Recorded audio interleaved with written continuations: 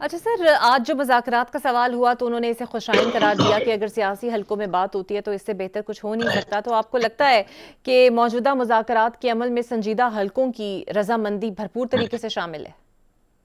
یہی میں کنفیوز ہوں کہ انہوں نے یہ بات کی اور بڑی اچھی بات کی، اور میں سمجھتا ہوں کہ یہ اس سے مذاکرات کی کامیابی کی امید بڑھتی ہے. لیکن ساتھ ہی جب آپ کنٹروورشل سبجیکٹس کو لے کے آتے ہیں، آپ خواہ مخواہ تنقید کرتے ہیں پاکستان کے سب سے بڑے لیڈر کے اوپر اور سب سے بڑی پولیٹیکل پارٹی کے اوپر، تو پھر اس کا کیا مقصد ہے؟ So I think it was a confused press conference, جس میں سمجھ ہی نہیں آئی کہ آخر مدعا ہے کیا. ایک طرف آپ کہہ رہے ہیں کہ ٹمپریچر نیچے لانا ہوگا، یہ سب لوگ مل کے ملک کو آگے لے کے چلیں، اور دوسری طرف آپ سب سے بڑی پارٹی جو ہے اس کو کرٹیسائز کر رہے ہیں. تو آپ پہلے اپنا ذہن بنا لیں کہ ہم کیا چاہتے ہیں، تو اس کے مطابق پھر جو ہے وہ اپنی پالیسی بنائے آگے چلیں. بالکل صحیح. اور بانی پی ٹی آئی کی طرف سے کل یہ بات سامنے آئی کہ انہیں ڈیلز کی آفر کی گئی ہیں جس میں ہاؤس اریسٹ ہیں یا ملک سے باہر جانے کی بھی آپشن ہے. آپ کو لگتا ہے یہ معاملات واقعی اس لیول تک آ گئے ہیں کہ اب ڈیلز کی آفر ہو رہی ہیں، اور واقعی کوئی صداقت آپ کو لگتی ہے اس میں؟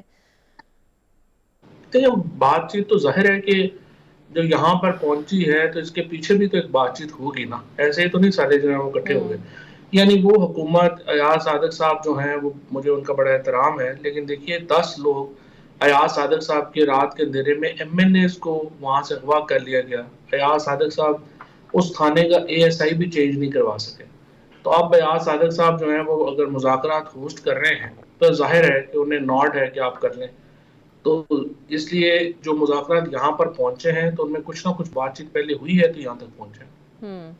اور سر، ملٹری کورٹ سے جو سب ملزمان کو سزا سنائی گئی جس میں خود بانی پی ٹی آئی کے بھانجے بھی موجود ہیں، کل کو اگر القادر ٹرسٹ کا بھی فیصلہ آ جاتا ہے اور وہ بھی آپ کے خلاف آتا ہے پی ٹی آئی کے، تو پھر کیا مذاکرات کا عمل جاری رہتا ہوا آپ دیکھ رہے ہیں؟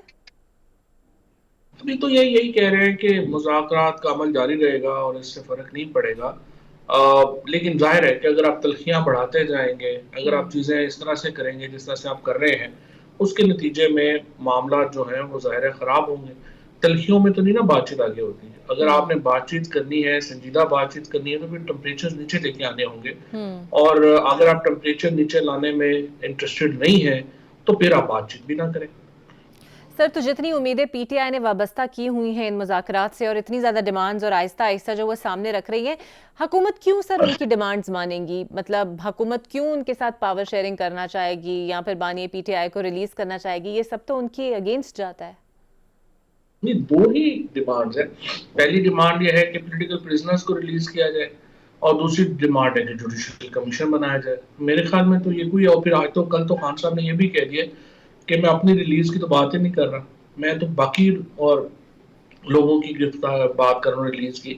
جو میرا خیال ہے کہ بڑی ایک آسان بات اب تو انہوں نے کر دی ہے. اب تو یہ جو لوگ ہیں جو بیچارے غریب وہاں پہ پھنسے ہوئے ہیں جیلوں میں، جن کا نہ کوئی پیچھے ہے نہ کوئی آگے ہے، غریب لوگ ہیں، ان کو آپ ریلیز کرنے کی طرف جائیں. 700 لوگ جو پختون ابھی آپ نے پنجاب کی جیلوں میں بھیجے ہیں، ویسے ہی ان سے تو نفرت بڑھ رہی ہے لوگوں میں. 1 لاکھ چھاپا مارا ہے، 5,000 بندہ آپ نے جیلوں میں ڈالا ہے. ان لوگوں کو اب 2 2 سال کئی لوگوں کو ہو گئے ہیں، ان کو ریلیز کریں.